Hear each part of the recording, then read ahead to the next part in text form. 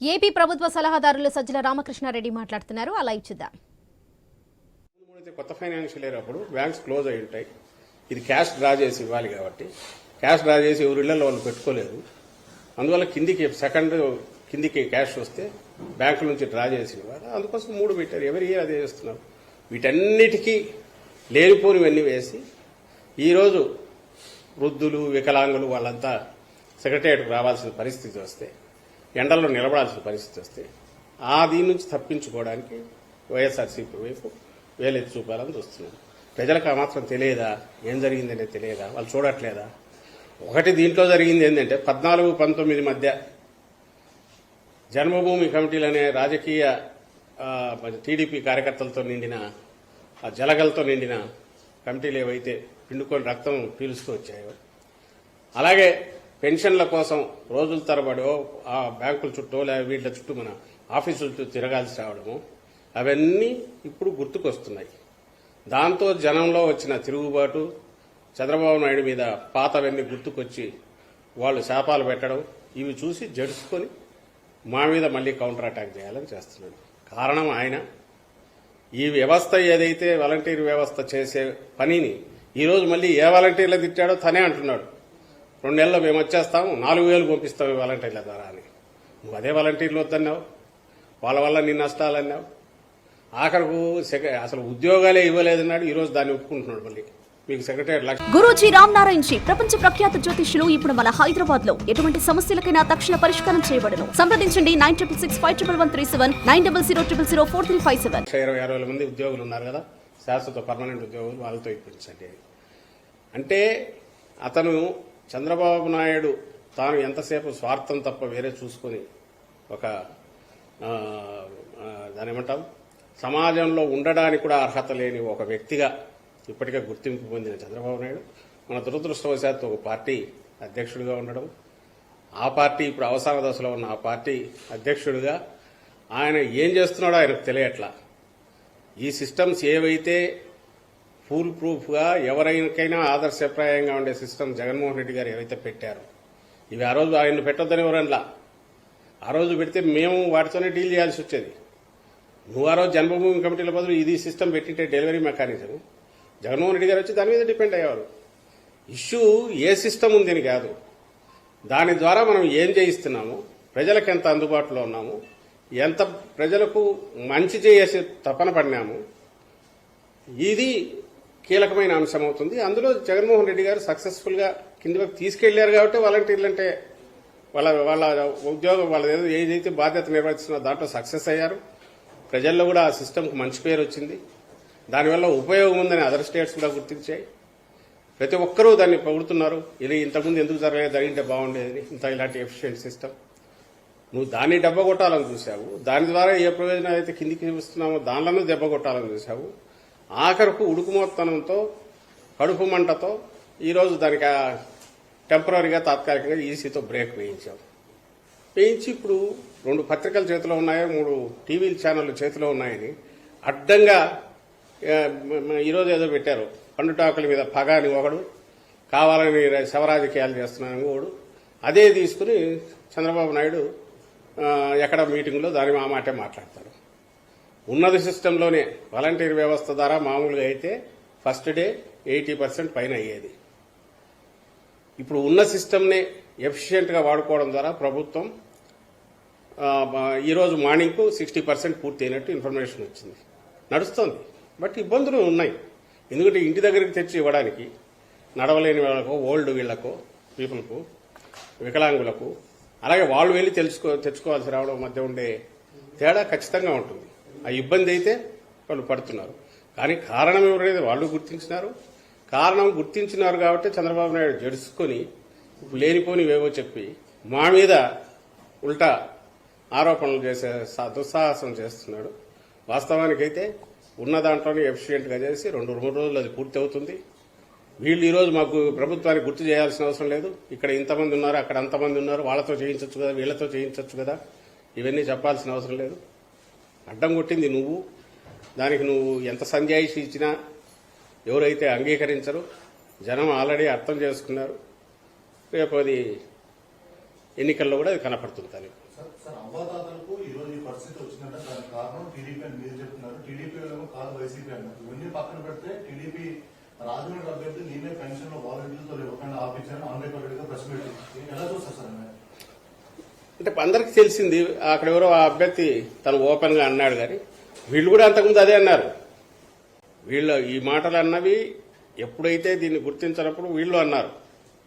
ఈరోజు ఎప్పుడైతే అది ఒకసారి ఆ ఆగ్రహం, ఆ కోపం సునామీ మాదిరి వచ్చి మీద పడుతోంది, ప్రజా ఆగ్రహం అంతా చవి చూడాల్సి వస్తుంది, మామూలుగా చిత్తగొట్టరు, జనం మామూలుగా కొట్టరు, ఎన్నికలు నెల రోజుల్లో ఉన్నాయని భయం పెట్టుకుందో అప్పుడు ఈ సాకులు ఏవో చెప్తున్నారు, మా మీద ఇది చేయాలని ప్రయత్నం చేస్తున్నారు తప్ప ఇంటెన్షన్ అయితే క్లియర్. ఒకటి, చంద్రబాబు నాయుడు కానీ ఆయన గ్యాంగ్ కానీ జగన్మోహన్ రెడ్డి గారు ఏర్పాటు చేసిన సిస్టమ్స్ వల్ల ప్రజలకు మంచి జరుగుతున్నందువల్ల ఆ బ్లెస్సింగ్స్ ఆయనకు ఖచ్చితంగా పూర్తి ఉన్నాయి, వీటిని మేమేమీ చేయలేమనేది బలంగా పడిపోయింది. ఆ సమయంలో దాన్ని ఎలాగో ఆ జనంలో ఉండే ఇది ఆపలేరు కాబట్టి ఏదైతే కారణమని వాళ్ళు అనుకుంటున్నారో ఇందుకు ఆ సిస్టమ్ను దెబ్బ కొడితే, ఈసీ మీద ప్రెషర్ తీసుకొచ్చేసి ఆ సిస్టమ్ను దెబ్బ కొడితే ఈ 2 నెలల్లో ఆ ఆగ్రహం, కోపం జగన్ గారి మీదకి పోతుంది అనేది వాళ్ళ ఉద్దేశం. కానీ ప్రజలు మాత్రం అర్థం చేసుకోలేరా? అర్థం చేసుకున్నారు కాబట్టి ఈరోజు ఈ సిచ్యువేషను, ప్రజలు ఎంత కోపంగా ఉన్నారు చంద్రబాబు నాయుడు మీద అనేది చంద్రబాబు నాయుడు అనుకో ఆ గ్యాంగ్ రియాక్షన్స్లోనే తెలుస్తుంది. వాళ్ళు ఒక సంధి ప్రేలాపనలు ఏదైతే చేస్తున్నారో దానిలోనే ప్రజల ఆగ్రహం వాళ్ళ మీద ఎంత ఉంది అనేది క్లియర్గా తెలుస్తుంది. ఇప్పుడు వాళ్ళు చేస్తున్నది ఏంటి? ఎలక్షన్ కమిషన్కు రోజు మీరు గమనిస్తే ఎలక్షన్ కమిషన్ రెఫరెన్స్లో వచ్చేవన్నీ ఈనాడులో పబ్లిష్ అయింది, ఇంకోటి పబ్లిష్ జ్యోతిలో పబ్లిష్ అయింది. ఇవేదో తప్పుడు ఆరోపణ, తప్పుడు ఇవి చేయడం, దాన్ని పెట్టడం, అది అక్కడ ఈసీకి పంపించడం, అక్కడ ప్రెజర్ చేసేసి ఇంకొక నోటీసులు ఇవ్వడం, ఇది కంటిన్యూస్గా నడుస్తుంది. ఈసీకి రాష్ట్ర వ్యాప్తంగా మన జగన్ ప్రభుత్వం ఏర్పాటు చేసిన వాలంటీర్లందరూ మూకుమ్మడిగా రాజీనామాలు సమర్పించడం, ఇది ఎట్లా చూస్తారు? అంటే ఇది ప్రజావ్యతిరేకత, అంటే ప్రజావ్యతిరేకతే మూకుమ్మడిగా ఎవరు చేశారు? మూకుమ్మడిగా ఇప్పుడు ఎప్పుడైతే వాళ్ళ మీద వ్యక్తిగతంగానో ఎవరి మీదైనా వాళ్ళ మీద వాళ్ళ మానసిక స్థైర్యమో లేక వాళ్ళ ఆత్మవిశ్వాసం దెబ్బతీసే రకంగానో, ఆత్మగౌరవం దెబ్బతినే రకంగా ఆరోపణలు వచ్చినప్పుడు ఎక్కడ స్పందన అనేది వస్తుంది చేసి అండ్ ఖచ్చితంగా ఆ వ్యవస్థ ఏదైతే వాలంటీర్ వ్యవస్థ ఉన్నది అది ఇండిస్పెన్సబుల్, అంటే దాన్ని ఎవరు ఏమీ చేయలేరు, అదే ఖాయం. ఎందుకంటే దాని అవసరము, దానివల్ల ఉపయోగం రెండు కూడా ఎస్టాబ్లిష్ అయిపోయాయి 4 ఏళ్లలో. అండ్ ఖచ్చితంగా మేము మళ్ళీ జగన్మోహన్ రెడ్డి గారు ఇప్పటికంటే ఇంకా మరింత మెరుగైన మెజారిటీతో ప్రమాణ స్వీకారం చేశాక అక్కడ ఎక్కడెక్కడ ఏవేవి ఉన్నాయో ఫిల్ చేయడము, దాన్ని మరింత ఎఫిషియెంట్గా వాడుకోవడం అనేది జరుగుతుంది. కాబట్టి ఆ భరోసా కూడా వాలంటీర్లందరికీ ఉంది. బట్ వాలంటీర్ అనేది బేసికల్లీ మనం అవునన్నా కాదన్నా that is a volunteer job. అది అందులోనే ఆ నిర్వచనంలోనే ఉంది, దాని ఆ పేరులోనే ఉంది, దాని డెఫినేషన్లోనే. Interaction with society, old people, depend అయిన వాళ్ళు, వాళ్లకు లేదా పూర్తి గవర్నమెంట్ రూల్ ప్రొసీజర్స్ తెలియని వాళ్లకు హ్యాండ్ హోల్డింగ్ చేయడం అనేది అది ఒక బాధ్యతను పెంచేది. అలాగే ఫ్యూచర్లో వాళ్ళు మంచి లీడర్షిప్ దీంట్లో పోవడానికి ఉపయోగపడేది. ఆ రకంగా వాళ్ళు దాన్ని ఉపయోగించుకుంటున్నారు. ఇది ఈ ఆలోచన చంద్రబాబు నాయుడుకి వచ్చినా చేయడు. ఎందుకంటే ఈయన పర్పస్, ఈయన ఉద్దేశం ప్రజలకు మంచి చేయాలని కాదు. నిజంగా ప్రజలకు మంచి చేయాలనే ఉద్దేశం అంటే ఇప్పుడు వచ్చిన 3 అవకాశాలు తనకు.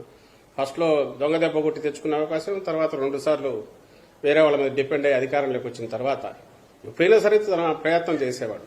ఆయనకి ఎంతసేపు ఉన్నా ఎన్నికల సమయానికి ఏదో ఒక రకంగా చేసి బయటపడడం, ఆ తర్వాత దోచుకోవడం, మొత్తం అన్ని రకాలుగా మళ్ళీ ఎన్నికలు వచ్చేసరికి కొత్త పొత్తులతో ఎంటర్ కావడం, మళ్ళీ కొత్త డ్రామాలు వేసుకోవడం అనేది చేస్తున్నాడు. కాబట్టి ఆయన కలలో కూడా ఇలాంటి సిస్టమ్ను ఊహించలేడు, ఇలాంటి వ్యవస్థను నిర్మించలేడు, ఇలాంటి సర్వీసులు డోర్ స్టెప్ దగ్గరికి తీసుకుపోలేడు. డొల్ల మాటలు మాట్లాడతాడు. రేపు కూడా ఆయన వస్తే ఎట్లుంటాడనేది 14-19 ఎట్లా గుర్తుందో, వస్తే ఎట్లుంటుంది అనేది ఈ 2-3 రోజులు కూడా తన దెబ్బ కొట్టడం ద్వారా ప్రజలకు చూపించినాడు. కాబట్టి ఆయనకు ప్రజలు ఒక్కసారి దీన్ని రుచి చూసినాక, అంటే మంచి చేసే పాలన ఎట్లుంటుందో రుచి చూశాక మళ్ళీ ఆయన గురించి పొరపాటున కూడా భ్రమలో ఉంటారని అయితే నేను అనుకోను.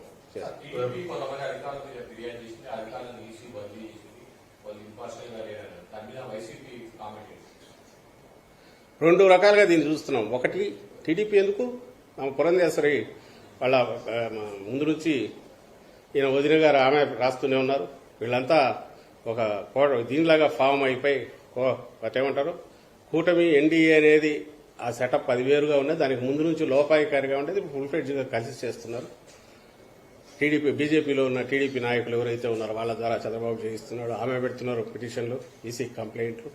కానీ అక్కడ నిజంగా వాళ్ళు చెప్పిన ఈ రోజు నేను ఏదో చూశాను, పెద్ద బ్యానర్ 20 మంది ఎస్పీల మీద రాసేసింది ఆమె. ఈ లెక్కన మోడీ గవర్నమెంట్లో పైనుంచి కిందికి ఉండే వాళ్ళందరూ బీజేపీ తొత్తులై ఉండాలా వాళ్ళు ఎవరో, లేదా బీజేపీ రూల్ స్టేట్స్లో ఉండే వాళ్ళంతా వాళ్ళ తొత్తులై ఉండాలా. అసలు అంటే ఏం రాస్తున్నారో, ఆమె మంత్రిగా కేంద్ర మంత్రిగా పనిచేశారు. సరే, ఈ చంద్రబాబు నాయుడు అయితే అంతకుముందు సీఎంగానే చేశాడు.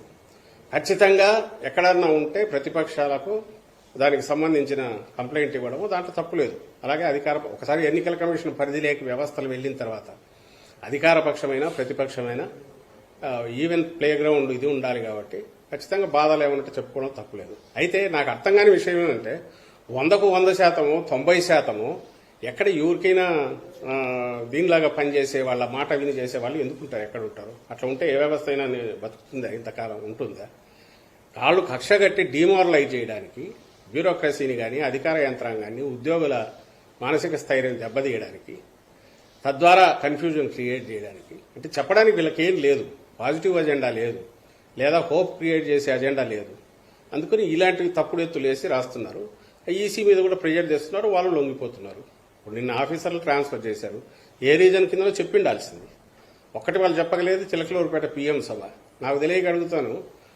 వాళ్ళది ఎస్పీజీ ఇదేదో ఉంటుంది వాళ్ళది సంబంధించినంత పిఎం సెక్యూరిటీ గ్రూప్ వాళ్ళు వచ్చిన తర్వాత వాళ్ళ హ్యాండ్ ఓవర్లో ఉంటుందా, వాళ్ళ మైక్ సిస్టమ్ ఫెయిల్ అయింది అని ఇంకోటి అంటే స్టేట్ పోలీస్ని అలౌ చేస్తారా?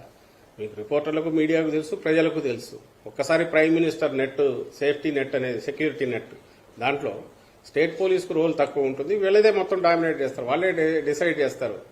అలాంటి చోట జరిగిన పొరపాట్లు ఏదన్నా ఉంటే స్టేట్ పోలీసును how can they blame? Chandrababu Naidu ఫెయిల్యూర్ను, పురంధేశ్వరి ఫెయిల్యూర్ను వాళ్ళ పార్టీ మీటింగ్ కూడా జరుపుకోలేక, ప్రధానమంత్రి వస్తే జరుపుకునే ఇది లేక దాన్ని తెచ్చి మా మీద పడేసి పల్లె 2 birds at a shot అన్నట్టు వాళ్ళ దగ్గర మొహం చల్లదా పైకి వెళ్ళి చెప్పుకోవడానికి, ఇంకో పక్క ఇటు దెబ్బ తీయచ్చు అని చెప్పి ఎస్పీల మీద పెట్టేట్టున్నారు. మిగిలిన వాళ్ళ మీద ఏం కంప్లైంట్లు ఉన్నాయో తెలియదు. ఇవన్నీ ఏదన్నా ఉంటే ఫస్ట్ నుంచి వాళ్ళు ఈనాడులోనో, ఆంధ్రజ్యోతిలోనో, ఆ టీవీల్లోనో వచ్చే స్టోరీస్ అన్ని తీసి గుదిగుచ్చి వాటిని పెట్టుకుని పైన ఈరోజు కూటమిలో ఉన్నారు కాబట్టి ప్రెజర్ తెచ్చి చేయించుకోగలిగినట్టున్నారు. అయితే మేము దాని గురించి ఎక్కువ ఎందుకు అనుకోవట్లేదంటే, ఈరోజు అధికారంలో ఉన్నాం కాబట్టి, జగన్మోహన్ రెడ్డి గారు అధికారంలో ఉన్నారు కాబట్టి అధికార యంత్రాంగాన్ని అంతా ఉపయోగించుకోవాలని, అంటే చంద్రబాబు నాయుడు ఏం చేస్తాడో, ఏ పనులు చేస్తాడో చేయాలనే ఆలోచన లేదు. అధికారంలో ఉన్న ఏదైనా ఎన్నికలు వచ్చేసరికి ప్రజలు డిసైడ్ చేస్తారు. దానికి తగినట్టే వ్యవస్థలు కాదు మేనేజ్ చేయాల్సింది, ప్రజలకు మంచి చేసి ఓట్లు తెచ్చుకోవాలనుకుంటున్నాం. కాబట్టి అందుకోసమే జగన్మోహన్ రెడ్డి గారు కంటిన్యూస్ జనంలోనే ఉన్నారు, జనానికి అప్పీల్ చేస్తున్నారు. పూర్తిగా మంచి చేసినా నమ్మితేనే ఓట్లు వేయండి అని అడుగుతున్నారు తప్ప అధికారుల మీద, వ్యవస్థల మీద నమ్మకం లేదు. కాబట్టి మమ్మల్ని అయితే అదేమీ చేయలేదు. వీళ్ళ ఒక రకంగా రేపు వీళ్ళకి అనడానికి కూడా ఉండదు, ఏదో అధికార వ్యవస్థలను వాడుకున్నారు, ఇది చేసినారు అనడానికి కూడా ఉండదు. మంచిది ఒక రకంగా. ఇట్లా అయితే ఈసీ కంట్రోల్లో ఉండే వ్యవస్థలు ఏదైతే ఉన్నాయో వాటిని ఫేస్ చేయడం ద్వారా వచ్చే విజయం, బ్రహ్మాండమైన విజయం రేపు ఏదైతే ఉందో అది జగన్మోహన్ రెడ్డి గారి గౌరవాన్ని, ఆయన ప్రతిష్టను, ఆయన నాయకత్వ లక్షణాలను ఇంకా మరింత పెంచుతుంది, మరింత ఉన్నత దీనికి తీసుకెళ్తుంది. వీళ్ళనే దానికి సాకులు కూడా లేకుండా చేస్తుంది. కాబట్టి డిస్పైట్ వీళ్ళు కావాలని యాగీ చేసి, ప్రెజర్ చేసి ఏదైతే చేయిస్తున్నారో అధికారుల మీద కానీ ఇంకొకరి మీద, అది అది అది అది దాన్ని ఎక్కడికక్కడ ఖండించాల్సిన విషయం. అది తప్పుడు ఇవి. వాటిని అసలు ఈసీ పరిగణలోకి తీసుకోకుండా ఉండాల్సింది. ఒకవేళ తీసుకొని ఉంటే ఏ రీజన్ మీద చెప్పి ఉండాల్సింది. అయినప్పటికీ పార్టీగా, పొలిటికల్ పార్టీగా మాకైతే ఇలాంటివి ఏవి చిన్నపాటి ఇది కూడా కదిలించడం. ఎందుకంటే ప్రజల్లో ఆల్రెడీ బలమైన దీంతో, నమ్మకంతో జగన్మోహన్ రెడ్డి గారి మీద ఉన్నారు. కాబట్టి రేపు జరగబోయే ఎన్నికల్లో ఇవేవి ఆపలేవు. ఇట్లాంటి పొద్దుబోని చిల్లర ఎత్తులన్నీ కూడా చంద్రబాబు నాయుడు వేస్తుంటాడు, వ్యవస్థలు మేనేజ్ చేసుకోవడం. ఆ అలవాటు లేదు, ఆ ఆలోచన కూడా జగన్మోహన్ రెడ్డి గారికి రావాలి. నేను గతంలో ఇది చేశానని చెప్పాలి. ఆయన చేయలేదు కాబట్టి నాకు ఏంటి, నేను ఇది చేస్తానన్నా చెప్పాలి. ఇదేమన్నా వాళ్ళు మాట్లాడుతున్నారా? ఒకడు పద్దం లేస్తే ఎంతసేపు బాబాయి గొడ్డలి ఇది ఒకటి ఎత్తుకొని తీరేదిగుతారు. ఇంకోరే చెల్లెళ్ళు ఎందుకు లేరని ఇంకోడు వచ్చేసి Z+ సెక్యూరిటీ లేకపోతే నా ప్రాణాలు కానీ ఇంకోటి పెట్టుకుంటాడు కొడుకు. ఇక్కడ ఇంకా అక్కడ పిఠాపురం పవన్ కళ్యాణ్ ఆయనేమో దాన్ని ఏమంటారు హైదరాబాద్ నుంచి స్పెషల్ ఫ్లైట్లో వచ్చి అక్కడి నుంచి హెలికాప్టర్లో పిఠాపురం పోయి మళ్ళీ సాయంత్రం చీకటి పడితే హెలికాప్టర్ రాలేదు కాబట్టి ముందే వెనక్కి వచ్చి మళ్ళీ ఫ్లైట్ ఎక్కేసి హైదరాబాద్ వెళ్ళిపోతాం. పిఠాపురంలో నేను తిరుగుదామంటే బ్లేడ్లు బ్లేడ్లతో కోస్తారు అని అంటాడు, కత్తులతో పొడుస్తారు అంటాడు. అసలు వీళ్ళు ఎవరన్నా అసలు నువ్వు పిఠాపురం పోవడానికైతే పవన్ కళ్యాణ్ అనే వ్యక్తి 10 ఏళ్ళు ఓ పార్టీ పెట్టుకుని ఓ దుకాణం పెట్టుకుని ఆయన సబ్సిడీ కింద నడిపి ఇంత కష్టపడాలన్నా? నువ్వు అసలు పొలిటికల్ పార్టీ అయితే నువ్వు ఎన్ని సీట్లలో పోటీ పెట్టావు? నువ్వు పొలిటికల్ పార్టీగా నువ్వు ఏం చేయాలనుకుంటున్నావు? పవన్ కళ్యాణ్ అతనికి ఏమీ లేదు, రేపు ఏం చేయగలనో చెప్పండి, నన్ను ఎట్టో అట్లా ఎన్నుకోండి నమ్మండి అనేంతవరకు అతను పోతున్నాడు. ఈరోజు మొత్తం మీరు రాజకీయ చిత్రపటం చూస్తే వచ్చే ఎన్నికలు ఈ 40 రోజుల్లో వచ్చే ఎన్నికల్లో క్లారిటీతో కనపడుతుంది ఏంటంటే వైఎస్ఆర్ కాంగ్రెస్ పార్టీ జగన్మోహన్ రెడ్డి గారు మా అజెండా క్లారిటీతో కనపడుతుంది. మిగిలిన వాళ్ళు చెప్పడానికి ఏమీ లేదు, మమ్మల్ని అనడానికి కనపడక అస్సలు పొద్దుబోనివన్నీ లేనివి అభూత కల్పనలు ఇంతకుముందు మీరన్న వాటికి సంబంధించింది కానీ లేదంటే ఈ వ్యవస్థ బాగాలేదు, అది బాగాలేదు, ఇక్కడ ఇది లేదు, ఇక్కడ రౌడీ చెప్పలేదు. ఈరోజు ఆ పత్రికలు చూస్తుంటే రోజు ఎక్కడెక్కడ విషయం అంతా కూడా కక్కడం అనేది కనపడుతుంది తప్ప వాస్తవాన్ని మీద డిపెండ్ అయ్యి రాయడం లేదు. రెండవది, నువ్వు అల్టిమేట్గా ప్రజలు నిన్ను ఏ బేసిస్ మీద నిన్ను ఎన్నుకోవాలని చెప్పడానికి నువ్వేం చేస్తావనేది చెప్పట్లా.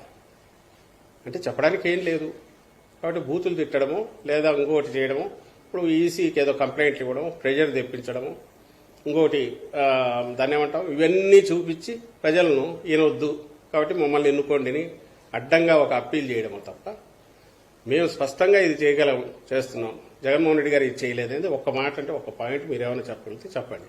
ఆఖరకు వాళ్ళు చెప్పుకున్న ఏదో అక్కడక్కడ పాసింగ్ దీనిలాగా చెప్తున్న హామీలన్నా గట్టిగా చెప్పలేకపోతున్నారు. అంటే వాళ్ళకి అసలు ఏమి చెప్పడానికి కూడా ఏం లేదు, మొత్తం దివాళా తీశారు. ఎన్నికలుగా నామినేషన్లు ముదులుగా కావడానికి ముందే ఈ అపోజిషన్ నానాగసాట్లు పడి ముళ్ళు వేసుకుని వాళ్ళు తయారు చేసుకున్న కూటమి అనేది కంప్లీట్గా మునిగిపోయింది. ఏమీ లేదు అనేది వాళ్ళ స్టేట్మెంట్స్లో వాళ్ళ యాక్టివిటీస్లోనే బయటపడుతుంది. వాళ్ళు కంప్లీట్ దివాళా తీసిపోయారనేది మా అభిప్రాయం.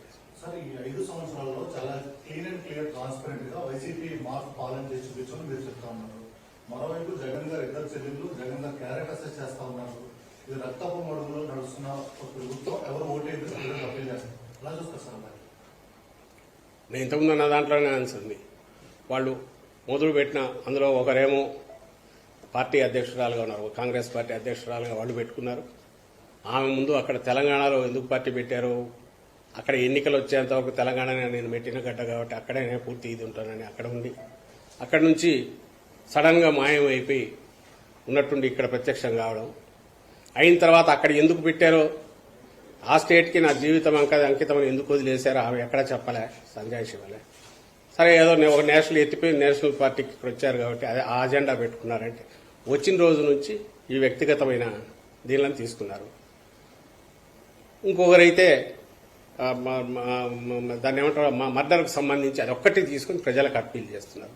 ప్రజాస్వామ్యం ఎవరు ఏ అప్పీల్ అయినా చేయొచ్చు, ప్రజలకు విజ్ఞప్తి చేయొచ్చు, డిమాండ్ చేయొచ్చు, స్వేచ్ఛ వాళ్ళకున్నంత వరకు వాడుకుంటారు. కానీ లిమిట్ దాటి కూడా క్యారెక్టర్ అసాసినేషన్కి వెళ్తున్నారు. కోర్టు పరిధిలో ఉన్న అంశాల గురించి కూడా అడ్డగోలుగా మాట్లాడుతున్నారు. ఈ రెండు రాంగ్ థింగ్సే, ఈ రెండు తప్పు. కానీ వెనక ఆడిస్తున్నది చంద్రబాబు నాయుడు.